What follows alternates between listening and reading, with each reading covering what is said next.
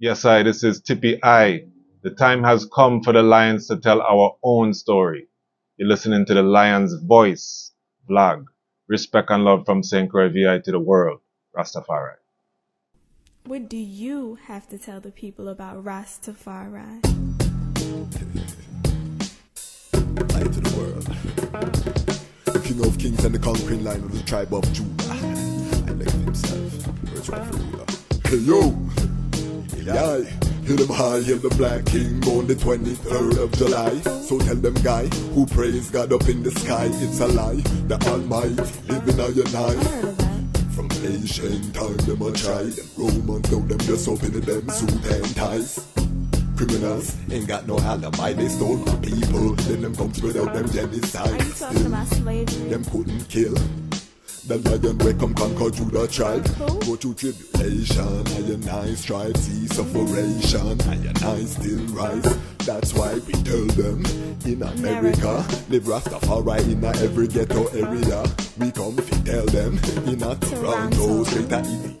I am in the store of one of the pillars, medicine man who is bringing healing to his people, a man who, when me look picture upon the wall, I don't even know the place them where the man go, but it's global. Me know that already, so I'm excited about that interview. Yeah. You know what I mean? So who am I talking about? I'm talking about Brethren Side Eye here, known locally as Ras Jahred. Respect. Give thanks, family. Give thanks for having you here. You know what I do the same way, you know? Man, no. So it's an honor and pleasure for I and I, you know. I is Ras Jahred. The company is Natural Vibes. We're based here in St. Croix. Was in America for over 20 something years. Yes. It was all about the healing with the music. We have an organization called the House of Rastafari, where we work with a lot of the youth them in America. We established here in St. Croix so we can work with some of the youth them here the same way. We had an opportunity to work with Midnite, Van Benjamin, aka Arkai Becca. For many years, we put out a few albums with him and things like that. So we're honored to be a part of these great works and mission to uplift the fallen humanity. Give thanks. So let's start. Where was the I born, and what was the I journey to Rastafari? Well, I'm born right here in St. Croix. My parents them is from another island called Angola. My mother and father from Angola. They migrated here in the 60s. Yes. And I was born here. My other family. Yeah, I look like a youth. Man, when you talk about 60s. My mother migrated here. Yeah. But we there. We up there. Yeah, man. So we give thanks for the preservation and the health, you know. Yes. Look like a younger Bridget. Yeah. Give thanks. So, yeah, man. So, born here St. Croix and just growing up and seeing the Rasta man them. My parents them used to be in the church, which is the Anglican church. Yes. But my spirit never was into the church. Yes. When they say stand up, I staying down. Yes. And when they say sit down, I standing up. Yes. So my parents think I was disrespectful in any kind of way.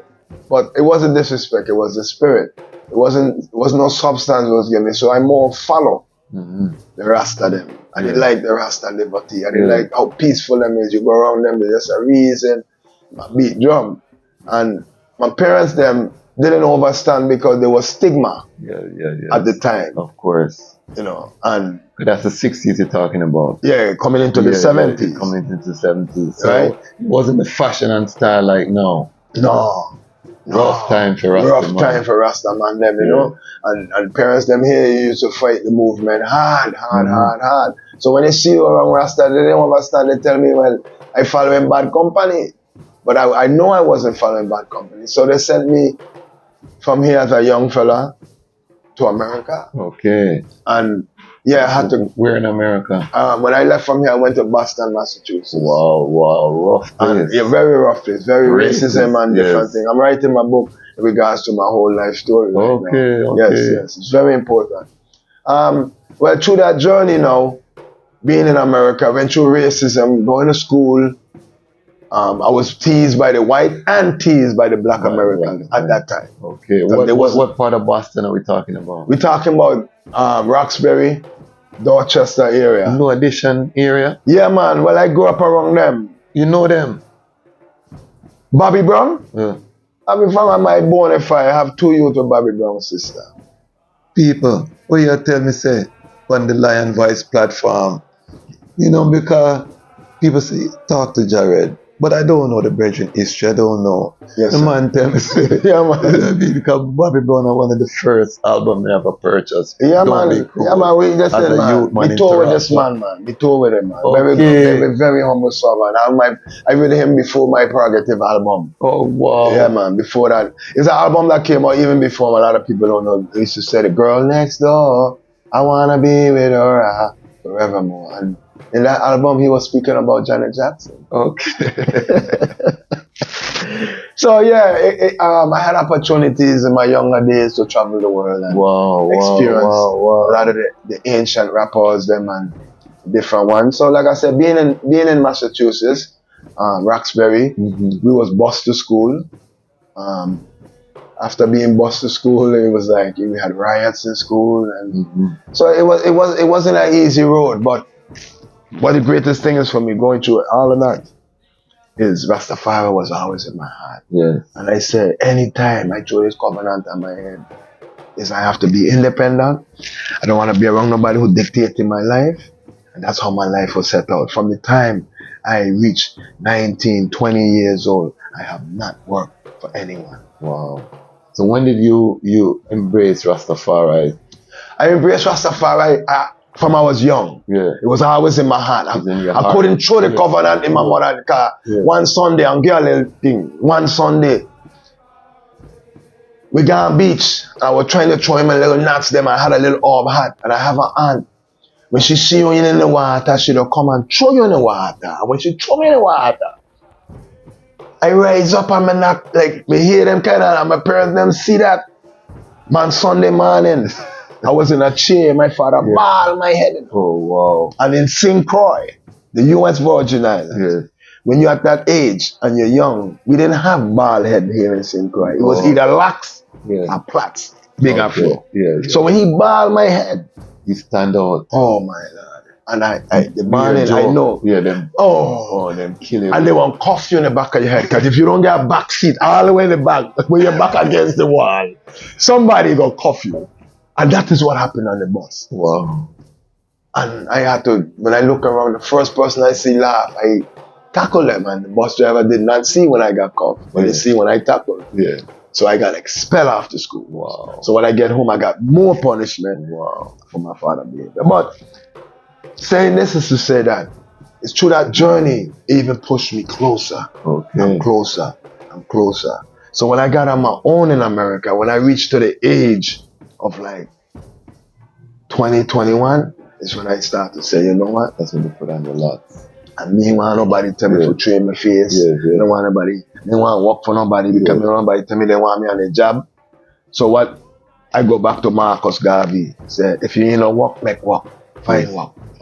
So we went into a lot of different business over the years, but after a while we realized that health-wise we had to leave it alone.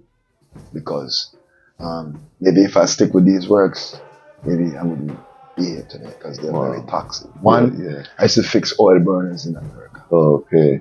I heat the building them. Yeah. The filthy work. Cleaning those chimneys is not easy. I left that. Inhale. Yes. Then I went and did body work. You know, I love cars, fixing them and all that. Same thing. You know, you spraying cars, you go home, you color the car. Wow. Left that alone. You know what I'm saying? Because I used to ship a lot of cars from the Caribbean. Okay. So make a long story short, I left all these works and I realized that because when I went to the hospital, I couldn't breathe. So they told me that I have asthma. I didn't know about having asthma as a little boy. So I did not accept that in my thoughts. I knew I didn't have asthma. Yeah.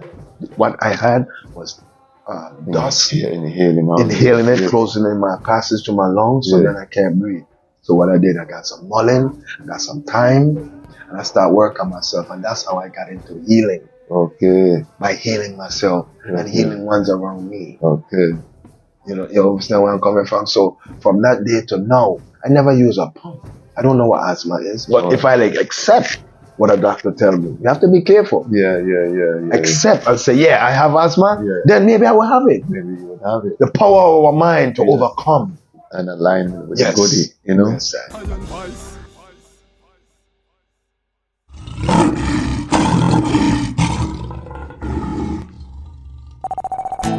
culture sound, a Rasta man sound, positive sound. Culture sound system with DJ Culture Fire TG. And now you're in tune to the culture sound, Rasta sound.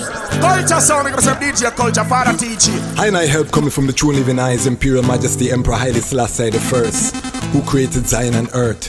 He shall not suffer and I foot to be moved. I hold, he that keepeth Ethiopia shall neither slumber nor sleep.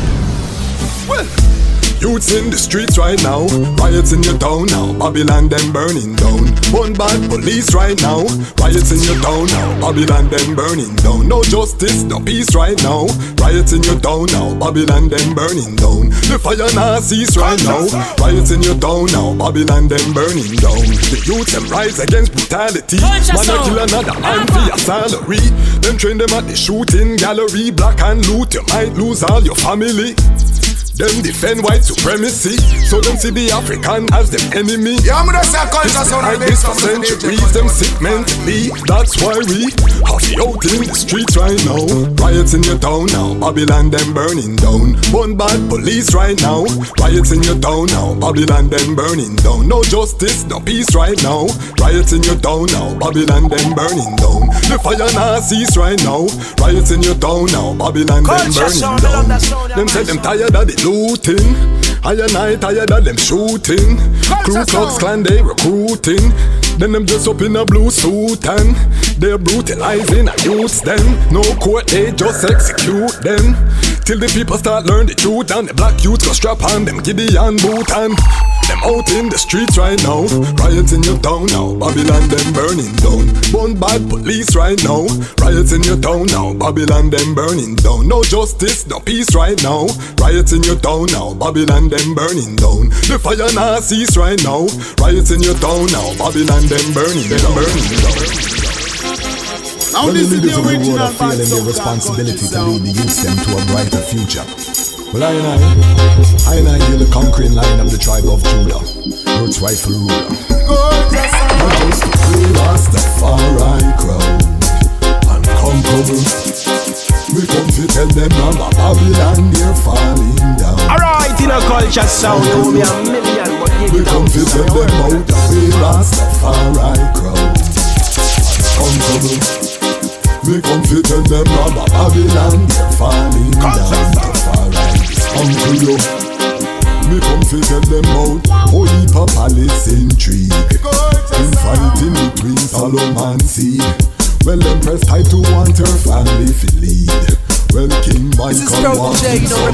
King Michael, now watch the orphan married to him niece, who get up every day and I study and I read. He work and he pray every day. He achieve. Them say you're the leader every nation.